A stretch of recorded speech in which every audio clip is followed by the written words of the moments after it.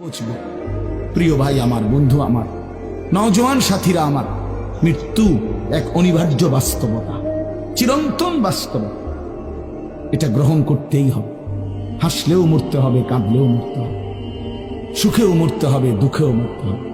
রাজপ্রাসাদ আর অট্টালিকার মানুষটাও মরে যাবে। জীর্ণ কুটিরে যে লোক থাকে, সেই লোকটাকেও মরতে হবে। জীবনে কোনোদিন দুঃখ দেখে নাই যে সেও মরে যাবে, জীবনে কোনোদিন সুখ দেখে নাই যে সেও মরে যাবে, সব মরে যাবে। এটাই সত্য, এটাই বাস্তবতা। অতএব মৃত্যু এক অনিবার্য বাস্তবতা, এটা গ্রহণ করতেই হবে। এটা যদি আমরা মনে রাখি, আমাদের জীবন অনেক সুন্দর হইত, অনেক সুন্দর হইত।